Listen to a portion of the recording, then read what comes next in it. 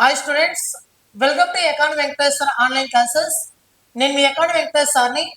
ఈరోజు అనగా ఏప్రిల్ 4, 2026 వార్తలు నిలిచినటువంటి కరెంట్ అఫైర్స్ అంశాలు కనుక మనం ఒకసారి పరిశీలిస్తే, ఈరోజు ఫస్ట్ టాపిక్ వచ్చేసి అమెరికా అంతరిక్ష పరిశోధన సంస్థ నాసా. నాసా అనగా national aeronautics space administration. Agency కాదు, అకాడమీ కాదు, ఇవన్నీ కూడా గతంలో ఆంధ్రప్రదేశ్ రాష్ట్రంలో రీసెంట్గా మూసినటువంటి ఎస్ఐ మెయిన్స్ ఎగ్జామినేషన్ అడిగాడు. నాసా అనగా ఆపరేషన్ ఏంటి అని అడిగాడు. ఓకేనా. భారతదేశ అంతరిక్ష పరిశోధన సంస్థ ఇస్రో. గుర్తుపెట్టుకోండి, ప్రతి ఒక్క దేశానికి కూడా ఒక్కొక్క అంతరిక్ష పరిశోధన సంస్థ ఉంటుంది. అది మన భారతదేశంలో ISRO, Indian space research organisation. అదే అమెరికాకైతే నాసా, అది మనకి రష్యాకైతే రాస్కమాస్ ఉంటుంది. అదే విధంగా చైనాకైతే CNSA, China national space agency. అదే విధంగా మనకి యూరోపియన్ కంట్రీస్ కి అయితే యూరోపియన్ స్పేస్ ఏజెన్సీ. అదే విధంగా జపాన్ కైతే జాక్సా. ఇలా ఒక్కొక్క దేశానికి ఒక్కొక్క అంతరిక్ష పరిశోధన సంస్థ ఉంటుంది. అది అమెరికా దేశానికి సంబంధించి నాసా. నిన్న అంటే అక్కడ అమెరికా కాలమాన ప్రకారం ఏప్రిల్ 1వ తారీఖున మన భారతదేశ కాలమాన ప్రకారం ఏప్రిల్ 2వ తారీఖున మనకి ఒకటి వార్త నిలిచింది. ఎదురా అంటే ఆర్టెమిస్ 2 మిషన్. ఏది ఆర్టెమిస్ 2 మిషన్. అసలు ఆర్టెమిస్ అంటే ఏమిటి? అసలు ఫస్ట్ ఆఫ్ ఆల్ ఆర్టెమిస్ అంటే ఏంటంటే అమెరికా దేశం నుండి అంతరిక్షంలోకి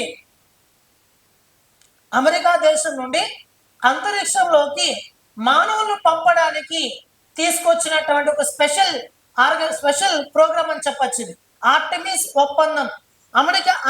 అమెరికా అంతరిక్ష పరిశోధన సంస్థ నాసా అమెరికా భూభాగం నుండి అంతరిక్షంలోకి మానవులను పంపడం కోసం ప్రత్యేకంగా రూపొందించినటువంటి ఒక ప్రోగ్రామే ఆర్టెమిస్ ఒప్పందం. ఈ ఆర్టెమిస్ ఒప్పందంలో భాగంగా ఆర్టెమిస్ మిషన్ 1, ఆర్టెమిస్ మిషన్ 2 అని చెప్తుంటారు. ఆర్టెమిస్ 1 అనే ఒక మిషన్ ని ఆల్రెడీ 2022 నవంబర్లో చేపట్టడం అనేది జరిగింది.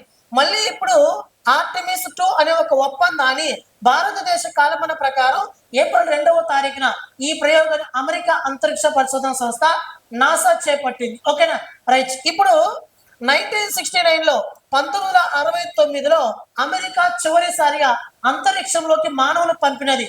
ఆ రోజు నుంచి ఈ రోజు వరకు చూసుకుంటే, అనగా 2026 వరకు చూసుకుంటే 53 సంవత్సరాల తర్వాత, 5 దశాబ్దాల తర్వాత మళ్ళీ అమెరికా అంతరిక్ష పరిశోధన సంస్థ మానవుడిని అంతరిక్షంలోకి పంపింది. ఓకేనా. మరి దాని వివరాలు చూస్తే ఒకసారి, NASA successfully launches Artemis 2 sends 4 astronauts అంటే 4 వ్యోమగాములను ఈ ఆర్టెమిస్ 2 మిషన్ లో భాగంగా పంపించడం అనేది జరిగింది. ఇక్కడ చూస్తే మనం ఆర్టెమిస్ 2లో కమాండర్ గా ఉన్నటువంటి ఒక వ్యక్తి రీడ్ వైన్మాన్. అతని పేరేంటి? రీడ్ వైన్మాన్ ఒక వ్యక్తి. మరొక వ్యక్తి పైలట్ గా ఉన్నటువంటి మరొక వ్యక్తి విక్టర్ గ్లోవర్ రెండవ వ్యక్తి. మూడవ వ్యక్తి వచ్చేసి క్రిస్టినా కోచా మూడవ వ్యక్తి. నాలుగో వ్యక్తి వచ్చేసి జెరీనా హాన్సన్. ఈ 4 కూడా ఈ ఆర్టెమిస్ 2 మిషన్ లో భాగంగా అంతరిక్షంలో ప్రయాణించారు. వీరిలో జెరీమీ హాన్సన్ తప్ప మిగతా వాళ్ళందరూ కూడా అమెరికన్సే.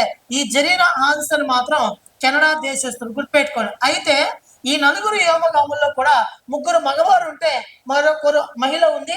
ఆ మహిళ పేరేంటంటే క్రిస్టినా కోచా. ఆమె పేరేంది? క్రిస్టినా కోచా. అమెరికా మానవ సహిత మిషన్ లో భాగంగా అంతరిక్షంలోకి ప్రయాణించినటువంటి మొట్టమొదటి మహిళగా రికార్డులకు ఎక్కింది క్రిస్టినా కోచా. ఓకేనా. ఇది మనకి రీసెంట్లీగా ఇంపార్టెంట్ అయినటువంటి ఒక సైన్స్ అండ్ టెక్నాలజీ అంశం. నెక్స్ట్, సూక్ష్మ సేద్యంలో ఫస్ట్ ప్లేస్ లో మన ఆంధ్రప్రదేశ్ ఉందంట. సూక్ష్మ సేద్యం అన్నా, బిందు సేద్యం అన్నా, డ్రిప్ ఇరిగేషన్ అన్నా 3 ఒకటే. బిందు సేద్యంలో డ్రిప్ ఇరిగేషన్ ఎక్కువగా వాడుతూ వ్యవసాయం చేస్తున్నటువంటి రాష్ట్రాలలో టాప్ ప్లేస్ లో మన ఆంధ్రప్రదేశ్, రాష్ట్రం ఉంది. దాదాపు 3.15 లక్షల హెక్టార్లలో ఈ డ్రిప్ ఇరిగేషన్ ని యూజ్ చేస్తూ భారతదేశం సూక్ష్మ సేద్యంలో ఫస్ట్ ప్లేస్ మన ఆంధ్రప్రదేశ్ నిలిచింది. మరి సెకండ్ ప్లేస్ లో ఏది అంటే గుజరాత్ నిలిచింది. సెకండ్ ప్లేస్ లో గుజరాత్, మూడో ప్లేస్ వచ్చేసి తమిళనాడు, నాలుగో ప్లేస్ లో వచ్చేసి రాజస్థాన్.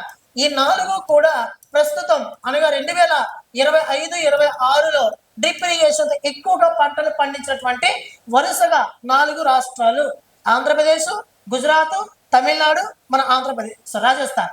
ఈ 4 కూడా టాప్ 4 ప్లేస్ లో ఉన్నాయి. ఓకేనా, రైట్. నెక్స్ట్, ఏపీ స్వచ్ఛాంధ్ర సంస్థకు స్కోచ్ అవార్డు అనేది లభించింది. మన ఆంధ్రప్రదేశ్ స్వచ్ఛాంధ్రకు ఎందుకు వచ్చింది అవార్డు అంటే, ఆంధ్రప్రదేశ్ రాష్ట్ర రాజధాని ఏది మిత్రమా? మనం అందరం భయపడాల్సిన అవసరం లేదు. మన ఆంధ్రప్రదేశ్ రాష్ట్ర రాజధాని అమరావతి. అమరావతి సమీపంలో ఉన్నటువంటి సచివాలయం ఏదైతే ఉందో, అమరావతిలో ఉన్నటువంటి సచివాలయం ఏదైతే ఉందో, ఆ సచివాలయం ఫ్రీ ప్లాస్టిక్ భవనంగా ఆవిర్భవించింది. అంటే ప్లాస్టిక్ ను పూర్తిగా నిషేధించి కార్యకలాపాలను నిర్వహిస్తున్నటువంటి సచివాలయంగా ఆవిర్భవించింది. కాబట్టి స్వచ్ఛాంధ్ర సంస్థకు స్కోచ్ అనే ఒక అవార్డును ఇవ్వడం అనేది జరిగింది. గుర్తుపెట్టుకోండి, ఇంతేలా కీవర్డ్. నెక్స్ట్, అలీగఢ దేశంలో తొలి తాళాల మ్యూజియం. భారతదేశంలో మొట్టమొదటిసారిగా India's first lock museum. Lock museum అంటే ఏమి? బీగాలు అంటే తాళాలకు సంబంధించినటువంటి ఒక మ్యూజియం. మీరు చూసినట్లయితే దీనిని ఉత్తరప్రదేశ్ రాష్ట్రంలో అలీగఢ్ అనే ఒక ప్రాంతంలో దీన్ని ఏర్పాటు చేస్తున్నారు. మరి ఎన్ని కోట్ల రూపాయలతో దీన్ని ఏర్పాటు చేస్తున్నారంటే 37 కోట్ల రూపాయలు దీన్ని ఏర్పాటు చేస్తున్నారు. మరి ఎవరి చేత ఏర్పాటు చేయబడుతుంది అంటే ఉత్తరప్రదేశ్ రాష్ట్ర ప్రభుత్వం చేత ఏర్పాటు చేయబడుతుంది. మరి ఈ మ్యూజియం యొక్క ప్రత్యేకత ఏంటంటే చేతితో తయారు చేసినటువంటి తాళాలు ప్రస్థానం నుండి ప్రస్తుతం మోడర్న్ టెక్నాలజీ ఉపయోగించి తయారు చేస్తున్నటువంటి తాళాల యొక్క ప్రస్థాన పరిణామ క్రమాన్ని మనం అక్కడ వీక్షించవచ్చు. అంటే 1950s లో తాళాలు ఏ విధంగా ఉన్నాయి, 1970s లో తాళాలు ఏ విధంగా ఉన్నాయి, 1990s లో తాళాలు ఏ విధంగా ఉన్నాయి, 2020లో ఎలా ఉన్నాయి, 2026 లో ఎలా ఉన్నాయి. అంటే టెక్నాలజీ మారే కొద్దీ మనం తయారు చేసేటువంటి లాక్స్ కూడా మారుతుంటాయి కదా. కాబట్టి చేతితో తయారు చేసేటువంటి తాళాల ప్రస్థానం నుండి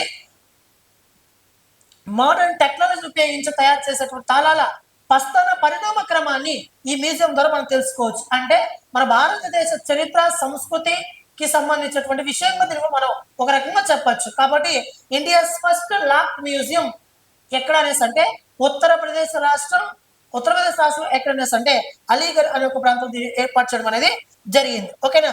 నెక్స్ట్, 2025-26లో రీసెంట్ గా మార్చి 31వ తారీఖున ముగిసినటువంటి ఆర్థిక సంవత్సరంలో భారతదేశం నుండి రక్షణ ఎగుమతులు ఒక రికార్డు సృష్టించాయి. 2024-25లో మన భారతదేశం నుండి రక్షణ ఎగుమతులు మొత్తం ఎంత అనేసి అంటే 23,622 కోట్ల రూపాయలు రక్షణ ఎగుమతులు ఎగుమతయ్యాయంట.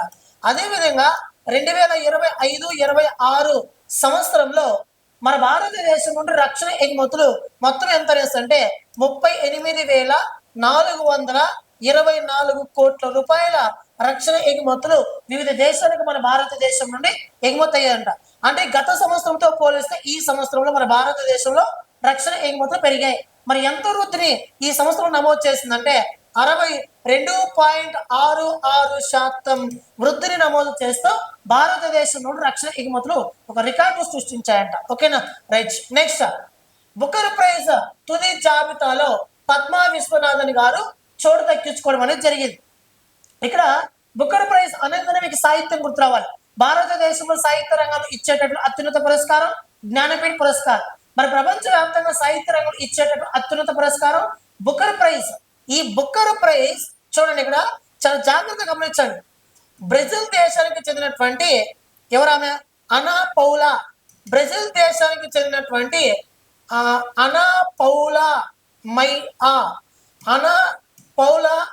ఆ రచించినటువంటి ఒక పోర్చుగీస్ చిన్న నవలని పోర్చుగీస్ భాషలో అనా పౌలా లేదా మై ఆ అనే ఒక ఆమె పోర్చుగీస్ భాషలో ఒక చిన్న నవలను రాసింది.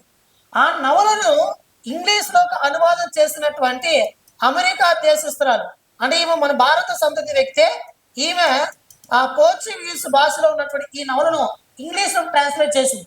మరి ఇంగ్లీష్ లోకి ఏ పేరు మీద ట్రాన్స్లేట్ చేసిందంటే on earth, on earth as it is beneath, on earth as it is beneath అనే ఒక పేరు మీదుగా ఇంగ్లీష్ లో ట్రాన్స్లేట్ చేసింది ఈ పోర్చుగీస్ లో ఉన్నటువంటి ఈ నవలను. కాబట్టి ఫైనల్ గా బుక్కర్ ప్రైజ్ తుది జాబితాలో ఈమె చోటు దక్కడం అనేది జరిగింది. బుక్కర్ ప్రైజ్ విజేతలకు 50 పౌండ్స్ 50 పౌండ్స్ ప్రైజ్ అందజేయడం అనేది జరుగుతుంది. ఈ 50 పౌండ్స్ ప్రైజ్ మనీని కూడా బుక్ రాసినటువంటి వ్యక్తి, అనువాదం చేసినటువంటి వ్యక్తి, వీళ్ళిద్దరూ కూడా సరి సమానంగా పంచుకోవడం అనేది జరుగుతుంది. ఇంతే లాజిక్. చాలా చాలా ఇంపార్టెంట్, మోస్ట్ ఇంపార్టెంట్. పోర్చుగీస్ భాషలో రచించినటువంటి ఆమె అనా పౌలా మౌలియా, బ్రెజిల్ దేశం చదివించిన ఆమె. మరి ఇంగ్లీష్ లో ట్రాన్స్లేట్ చేసిన వ్యక్తి అమెరికా దేశస్తురాలు. ఎవరు ఆమె? మనకి ఆ పేరు ఏంటంటే పద్మా విశ్వనాథన్. ఏ పేరు మీద అంటే on earth as it is beneath అనే ఒక పేరు మీద ట్రాన్స్లేట్ చేసింది. నెక్స్ట్, ఆయిల్ ఫామ్ ను కొత్త పద్ధతి ద్వారా తోటల సాగులో ఫస్ట్ ప్లేస్ నిలిచినటువంటి రాష్ట్రం ఏదైనా అంటే మన ఆంధ్రప్రదేశ్ రాష్ట్రం. ఇప్పటికే మీకు నేనేమో చెప్పాను, సూక్ష్మ సేద్యం డ్రిప్ ఇరిగేషన్ ఎక్కువగా యూజ్ చేస్తున్నటువంటి రాష్ట్రాల్లో ఫస్ట్ ప్లేస్ లో మన ఆంధ్రప్రదేశ్ ఉంది. దాంతో పాటు ఆయిల్ ఫామ్ ను ఎక్కువగా ఉపయోగిస్తున్నటువంటి రాష్ట్రాలలో మన ఆంధ్రప్రదేశ్ రాష్ట్రం ఫస్ట్ ప్లేస్ ఉంది. దీంతో పాటు కోకో అనే ఒక ఫ్రూట్ సాగులో ఎక్కువగా సాగు చేస్తున్నటువంటి రాష్ట్రాలలో మన ఆంధ్రప్రదేశ్ ఫస్ట్ ప్లేస్ లో ఉంది. నెక్స్ట్, మార్కోని సొసైటీ వారు మార్కోని ప్రైజ్ ని 2026 ఎవరికి ఇచ్చారంటే రాబర్ట్ కాల్డర్ బ్యాంక్ ఇవ్వడం అనేది జరిగింది. పురస్కారం పేరు గుర్తుపెట్టుకోండి, విజేత పేరు గుర్తుపెట్టుకోండి, ఎవరు ఇస్తారు, ఏ రంగంలో ఇస్తారు, ఓకేనా. మార్కోని సొసైటీ వారు ఈ పురస్కారాన్ని అందజేస్తారు. మరి ఆ ప్రైజ్ పేరు ఏంటంటే మార్కోని ప్రైజ్. 2026 గాను ఈ పురస్కారం అందుకున్న వ్యక్తి రాబర్ట్ కాల్డర్ బ్యాంక్. అతని పేరేది రాబర్ట్ కాల్డర్ బ్యాంక్. మరి ఈ పురస్కారాన్ని 1974 నుంచి ఈ మార్కోని సొసైటీ వాళ్ళు ఇస్తున్నారు. మరి ఏ రంగంలో ఈ పురస్కారం వాళ్ళు అందజేస్తారంటే కమ్యూనికేషన్ మరియు ఇన్ఫర్మేషన్ టెక్నాలజీలో అత్యుత్తమ ప్రతిభ కనబరిచిన వారికి ఇచ్చేటటువంటి అత్యున్నత పురస్కారం ఏదంటే మార్కోని ప్రైజ్. ఓకేనా. ఈ పురస్కారం మరి ఇతనికి ఎందుకు ఇచ్చారంటే వాయిస్ బ్యాండ్ మోడెంలు, స్పేస్ టైం కోడింగ్ మరియు క్వాంటమ్ ఎర్రర్ కరెక్షన్ యొక్క సిద్ధాంతం మరియు ఆచరణకు చేసినటువంటి కృషికి గాను ఈ కాల్డర్ బ్యాంకును మార్కోని ప్రైజ్ కి ఎంపిక చేయడం అనేది జరిగింది. నెక్స్ట్, ఇండియన్ నేవీలోకి గోవా షిప్ యార్డ్ లిమిటెడ్ తయారు చేసినటువంటి ఒక నౌక. ఆ షిప్ ఏంద్రా అంటే మనకి ఐఎన్ఎస్ సాచి అనే ఒక నౌక. దీని పేరు ఏంటంటే యార్డ్ 1280 అనే ఒక నౌక. ఈ నౌకని ఇటీవల గోవా తీరంలో దీన్ని లాంచ్ చేయడం అనేది జరిగింది. మరి దీన్ని ఎందుకు లాంచ్ చేస్తారంటే తీర ప్రాంతంలో గస్తీ కోసం, తీర ప్రాంతం వెంబడి గస్తీ కాయడం కోసం నెక్స్ట్ జనరేషన్ కలిగినటువంటి ఒక ప్యాట్రోలింగ్ అంటే దాని ఏమంటారు, ప్యాట్రోలింగ్ అంటే నైట్లో తిరుగుతారు కదా ప్యాట్రోలింగ్ పోలీసు వాళ్ళు, ఎంక్వైరీ కోసం, అలా ప్యాట్రోలింగ్ వెజల్ అనమాట. గస్తీ కాస్తం తీర ప్రాంతంలో మన భారతదేశం తీర ప్రాంతాలు కలిగింది. 9 రాష్ట్రాలు 4 కేంద్రపాలిత ప్రాంతాలతో మనకి భారతదేశం తీర ప్రాంతాలు కలిగింది. ఈ తీర ప్రాంతంలో గస్తీ కాయడం కోసం ప్రత్యేకంగా రూపొందించినటువంటి ఒక నెక్స్ట్ జనరేషన్ ప్యాట్రోలింగ్ వెజల్ ఏదంటే మనకి ఐఎన్ఎస్ షాజీ. దీన్ని తయారు చేసిన సంస్థ గోవా షిప్ యార్డ్ లిమిటెడ్. దీన్ని ఎక్కడ లాంచ్ చేశారంటే గోవా తీరంలో లాంచ్ చేయడం అనేది జరిగింది. ఓకేనా, రైట్. నెక్స్ట్, న్యాయ సేతు ఏఐ చాట్బూట్ ని ప్రారంభించడం అనేది జరిగింది. మరి ఏఐ చాట్బూట్ అంటే ఏమిటి? ఏఐ ఆధారిత వ్యవస్థగా పనిచేస్తుంది, కృత్రిమ మీద ఆధారంగా పనిచేస్తుంది. న్యాయ సేతు ఏఐ చాట్బూట్, దాంతోపాటు దిశ మస్కట్ కూడా ప్రారంభించడం అనేది జరిగింది భారతదేశంలో ఉపరాష్ట్రపతి. మరి భారతదేశంలో ఉన్నటువంటి సుప్రీంకోర్టు, హైకోర్టు ఇచ్చేటువంటి తీర్పులు ఏవైతే ఉన్నాయో అంటే చట్టంలో ఉన్నటువంటి సమాచారాన్ని ప్రజలకు అర్థమయ్యే విధంగా డిజిటల్ రూపంలో కృత్రిమ మీద ఆధారంగా ఈ న్యాయ సేతు అనే ఒక చాట్బోర్డ్ ద్వారా, దిశగా అనే మస్కట్ ద్వారా దీనికి ప్రజలకు తెలియజేస్తారు. ఒకటే గుర్తుపెట్టుకోండి, న్యాయ సేతు ఏఐ చాట్బుట్ ఎందుకంటే చట్టంలో ఉన్నటువంటి సమాచారాన్ని ప్రజలకు సులభతరమైనటువంటి పద్ధతిలో వాళ్ళకి తెలియజెప్పడం కోసం, ప్రత్యేకంగా డిజిటల్ రూపంలో తెలియజేయడం కోసం ఒక ఏఐ ఆధారిత చాట్బుట్ ని తీసుకొచ్చారు. అదే న్యాయ సేతు. ఓకేనా, right. Next, times of time Bharats history through morals in parliament అనే ఒక పుస్తకాన్ని ఇటీవల విడుదల చేశారు. ఈ పుస్తకాన్ని ఎవరు రచించారంటే సుధామూర్తి గారు ఈ పుస్తకాన్ని రచించడం అనేది జరిగింది. ఓకేనా, గుర్తుపెట్టుకోవాలి. రాజ్యసభ సభ్యురాలు ఈ పుస్తకాన్ని రచించడం అనేది జరిగింది. నెక్స్ట్,